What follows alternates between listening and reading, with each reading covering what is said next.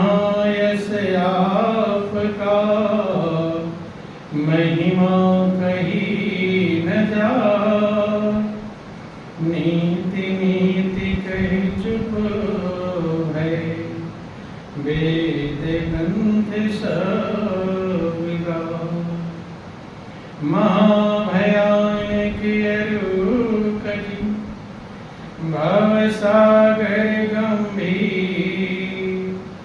नाम जहाज बिठाए कर, मीठी जन की पीर। मेरा मुझ में कुछ नहीं, जो कुछ है सो तो तेरा तुझको सौंपते। क्या लगे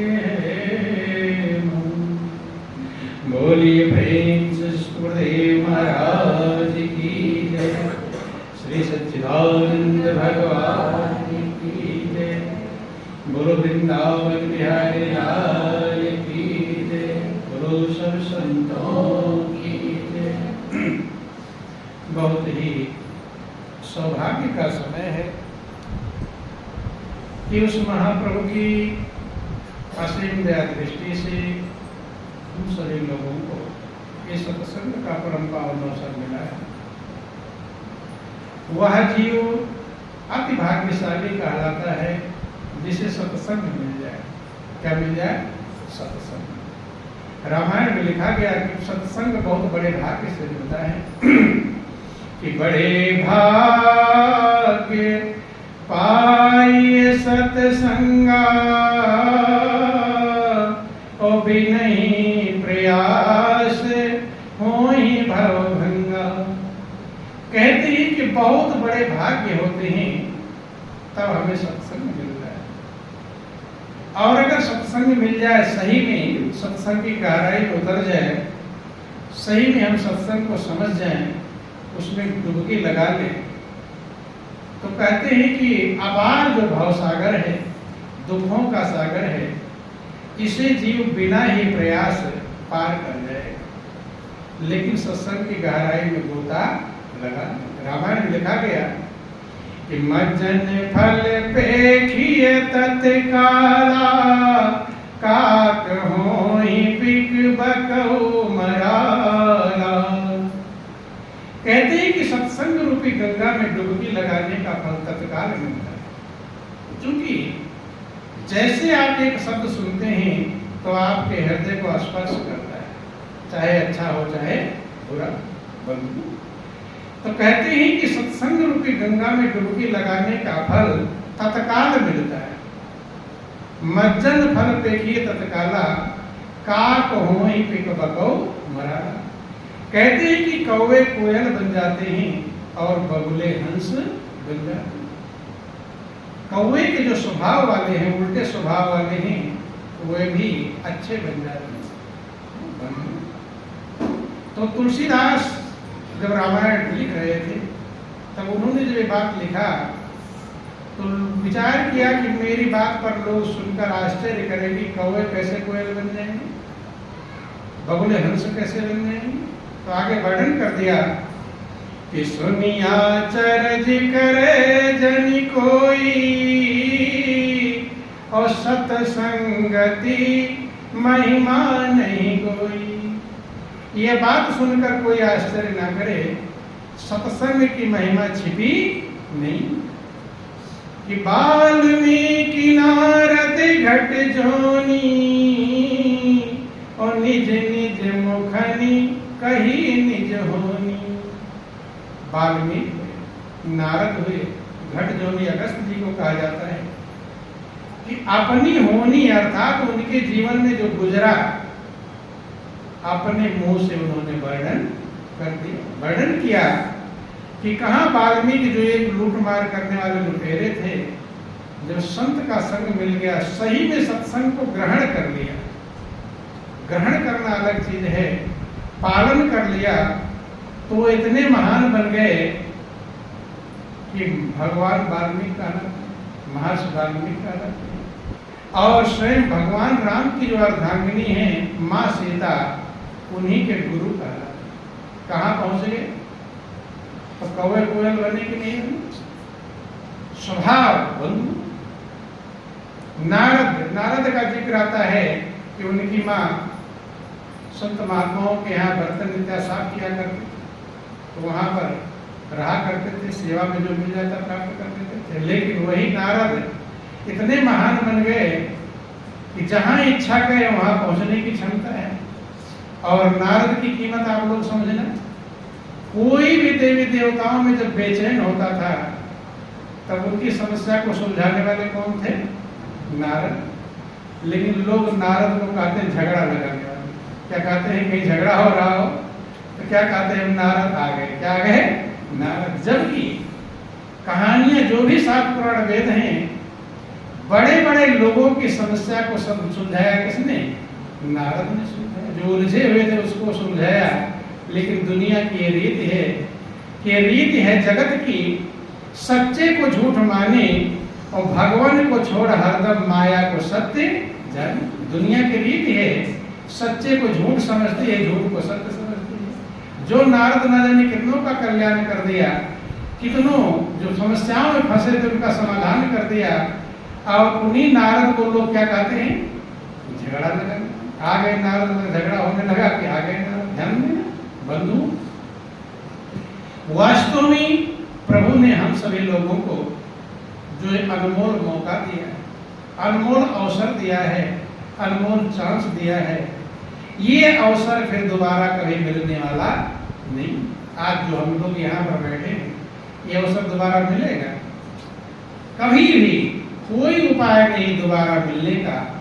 इसलिए जो अवसर मिलता है उसको मनुष्य को अच्छे प्रकार से सदुपयोग करना चाहिए, ताकि आपकी आत्मा आनंदमंद रहे और औरों की आत्मा भी आनंद मग्न हो सके।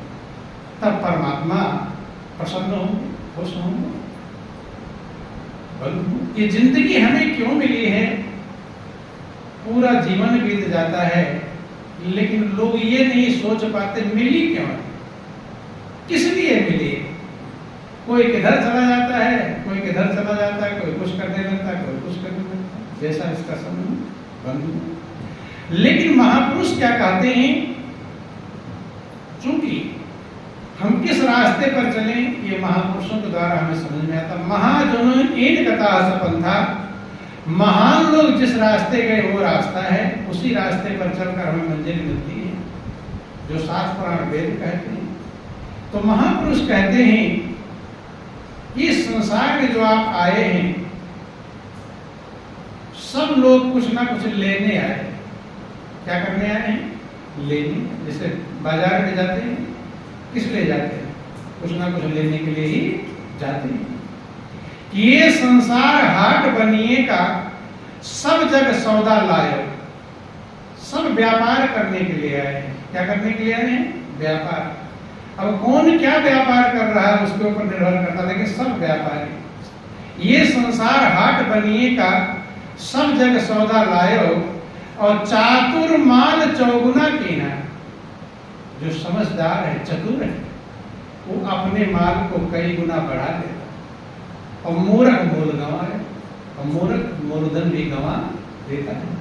अब हमें विचार करना चाहिए कि हम चतुराई से अपने माल को चौगुना कर रहे हैं कि मूलधन भी गंवा रहे हैं। यही समझने के लिए सत्संग मिलता है बंधुओं। देखो, सबका एक लक्ष्य है। सब लोग क्या चाहते हैं? सब लोग एक चीज चाहते हैं, दुखों से मुक्ति। क्या चाहते हैं? दुखों से मुक्ति, दुखों से छुटकारा। क्या कोई चाहता है दुख में रहना? सब दुख से निकल कर भागना चाहते हैं। और जब से होश संभाला, ना जाने कितने दुख से भागने का प्रयास किए हैं, भाग रहे हैं, लेकिन भाग पाए? दुख जितना भागते हैं उतना और फंस जाते हैं। ऐसे दलदल दलदल दलदल में अगर सीधा ऐसे पड़ा रहेगा तो दिक्कत नहीं है, तो जितना हाथ पैर मारेगा तो और नीचे ही जाएगा। तो ध्यान देना, यही ये संसार भी एक दलदल है। इस संसार के दुखों से मनुष्य इतना भागता है और दलदल में धंसता चला जाता। और सबका यही प्रयास है कि हमारे दुख खत्म हो जाए, दुखों से मुक्ति मिल जाए। लेकिन सच्चाई समझना, जिंदगी क्यों मिली है ये महापुरुष समझाते हैं। रामायण में वर्णन आया कि जब भगवान राम कागभुसुंडी के ऊपर बहुत प्रसन्न हो गए। क्या हो गए? प्रसन्न। शिक्षा वहीं से लेनी चाहिए। तो भगवान राम कहते हैं कागभुसुंडी से, कागभुसुंडी जो चाहो मांग लो, आज मेरे लिए आदेय कुछ भी नहीं है, सब मैं देने को तैयार हूं। गिना दिया कि कागभुसुंडी मांगु बर, अति प्रसन्न मोहि जान, अणिमादिक सिद्ध अपर रिधि, मोक्ष सकल सुख खान। कहते हैं कि हे कागभुसुंडी, आज मैं तुम्हारे पर बहुत ही प्रसन्न हूं, जो मांगना है मांग लो। अगर आपके ऊपर भगवान प्रसन्न हो जाए और आपसे कहें जो मांगना हो मांग लो, क्या मांगोगे? किसी को ये भी हिसाब नहीं लगा क्या मांगूंगा, समझो क्या समय आ जाए, ऐसा समय आ जाए ध्यान देना बंधु। लेकिन यही जब लक्ष्य ही का नहीं पता तो मांगेंगे क्या? ध्यान देना। कहते हैं हे कागभुसुंडी तुम वरदान मांगो, अति प्रसन्न मोहि जान। हल्का फुल्का प्रसन्न नहीं, अति प्रसन्न हूं मैं, अति हूं, ज्यादा प्रसन्न हूं। गिना दिया अणिमादिक सिद्ध अपर रिधि, रिद्धियां सिद्धियां मांग लो। चूंकि देखो मां सीता जब हनुमान जी से प्रसन्न हुई थी तब उन्होंने अजर अमर होने का वरदान दिया था। क्या दिया था? कि अजर अमर गुण निधि सुत हो, और करहि बहुत रघुनायक छो। लोग सिद्धियां प्राप्त करने के लिए कहां कहां तपस्या करते हैं?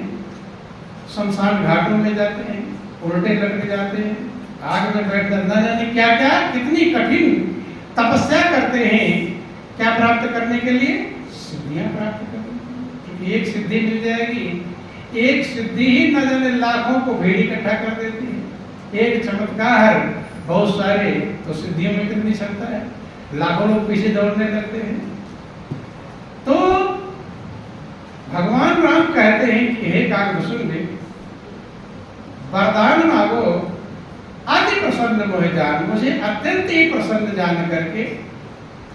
अणिमादिक सिद्ध अपर रिधि, अणिमा आदि सिद्धियां, 8 सिद्धि और 9 निधि। गुरु वृंदावन बिहारी लाल की जय। 8 सिद्धि और 9 निधि। बंधु 8 सिद्धियां होती, 9 निधियां होती। कि कागभुसुंडी मांग पर अति प्रसन्न मोहि जान, अणिमादिक सिद्ध अपर रिधि, और मोक्ष सकल सुख खान। कि हे कागभुसुंडी अणिमा आदि सिद्धियां मांग लो, रिद्धियां मांग लो, सिद्धियां मांग लो। और आगे कहते हैं मोक्ष सकल सुख खान। क्या मांग लो? मोक्ष, जो सारे सुखों की खान है। क्या है? समस्त सुखों की खान। ध्यान देना, लोग 1-2 सुख चाहते हैं। आपसे पूछ ले क्या क्या सुख चाहते हैं तो कुछ ही सुख गिना पाएंगे। धन दौलत परिवार पुत्र कार कोठी बिल्डिंग वाला, यहीं तक सीमित रह जाएंगे, इससे आज सुख का पता नहीं।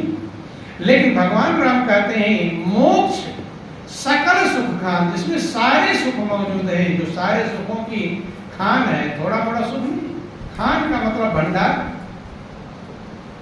सब मांग लो, मैं देने को तैयार हूं। तो ध्यान देना, कागभुसुंडी विचार करते हैं, अपने मन में सोचते हैं कि प्रभु ने सब कुछ देने के लिए कह दिया, गिना दिया, रिद्धियां सिद्धियां मोक्ष, जो सुखों की खान है। लेकिन एक चीज नहीं गिनाया, वो है भक्ति। क्या नहीं गिनाया? कि प्रभु कहते में सकल सुख सही, और भगति आपनी देन न कही। प्रभु ने सब गिना दिया देने को, लेकिन अपनी भक्ति देने के लिए कहा नहीं। तो इस सिद्धांत से, इस रामायण के प्रसंग से समझ लेना चाहिए कि प्रभु सब कुछ के पीछे भक्ति देते, भक्ति पहले नहीं देते। जब सबकी चाह मिट जाती है, मनुष्य की मोक्ष की भी चाह मिट जाती है, रिद्धियों सिद्धियों की चाह मिट जाती है, सबसे ऊपर उठ जाता है, तब उसे क्या प्रभु देते हैं? भक्ति देते हैं। क्योंकि जब तक दुनिया और चीजों की चाह है, तब तक भक्ति का नंबर ही नहीं है। इसलिए महापुरुष चाह से ऊपर जब उठ जाता है, तब वो प्रभु की प्रेम को प्राप्त कर पाता है, भक्ति को प्राप्त कर पाता है। दुनिया के सामानों की चाह को कौन कहे, मोक्ष की भी चाह से जब जीव ऊपर उठ जाता है। काव्यभूषण जी कहते हैं, प्रभु का देन सकल सुख सही और भगति आपनी देन न कही। अर्थात सबसे कीमती क्या है? प्रभु की भक्ति। भक्ति से कीमती दुनिया में कोई चीज नहीं। क्योंकि किसी को कोई सामान देते हैं तो सबसे कीमती वाला छिपा के रखते हैं, नहीं रखते कि भाई ये ले लो, बच्चे खाते हैं, ले ले वो ले लो, ले लो। तो कीमती वाला छिपा के रखते हैं। यही हाल प्रभु का है। दुनिया के सामान, और लोग भी सोच लो कितने होशियार हैं, भगवान की भक्ति करने जाते हैं, क्या मांगते हैं? हे प्रभु धन दे दो, बेटा दे दो, बेटी दे दो, कार, जो अगले पल नष्ट हो जाएगा वही मांग रहे हैं। नहीं समझ में आई? एक पल में उधर मांग के लाया और इधर मृत्यु हो गई, सब छूट गया। तो फायदा क्या निकला? मेहनत खूब किया, खूब भक्ति किया, खूब तपस्या किया। बंधु, तमाम लोगों को आपने सुना होगा कि खूब तपस्या किया और लास्ट में क्या मांगा? जैसे हिरण्याकश्यप ने बहुत तपस्या किया और मांगा क्या? प्रभु की भक्ति मांगा। वो एक बात मांगा क्या, मैं न दिन में मरूं ना रात में मरूं, न घर में मरूं न बाहर मरूं, न धरती पर न आकाश में, न अस्त्र से न शस्त्र से, ब्रह्मा के बनाए हुए किसी मनुष्य पशु पक्षी कीड़े मकोड़े सांप बिच्छू से न। सबकी क्या मांग रहा है? मेरी मौत ना हो। क्या ना हो? मौत ना। और जैसा जैसा मांगता रहा वरदान मिल गया। जब वरदान मिल गया, जिसे मौत का भय खत्म हो जाए तो भगवान से डरेगा। यही डर है भगवान से। नहीं समझे? ध्यान देना। बोलिए प्रेम से गुरुदेव महाराज की जय। तो जब अब हिरण्याकश्यप मौत खत्म हो गया कि दिन में न मरूंगा, न रात में मरूंगा, न घर में मरूंगा, न बाहर मरूंगा, न धरती पर, न आकाश में, न ब्रह्मा के बनाए हुए किसी मनुष्य पशु पक्षी सांप बिच्छू से मरूंगा, न किसी अस्त्र शस्त्र से मरूंगा। अब क्या? मौत का भय खत्म। तो मौत का भय जैसे खत्म हुआ तो भगवान का भय भी खत्म हो जाता है। और जिसे प्रभु का भय नहीं है वो क्या बन जाएगा? वही राक्षस बन जाता है। क्या बन जाता है? राक्षस। जिसे प्रभु का भय, तो उल्टा सीधा कर्म करेगा ही करेगा। और जो भी उल्टा सीधा कर्म कर रहे हैं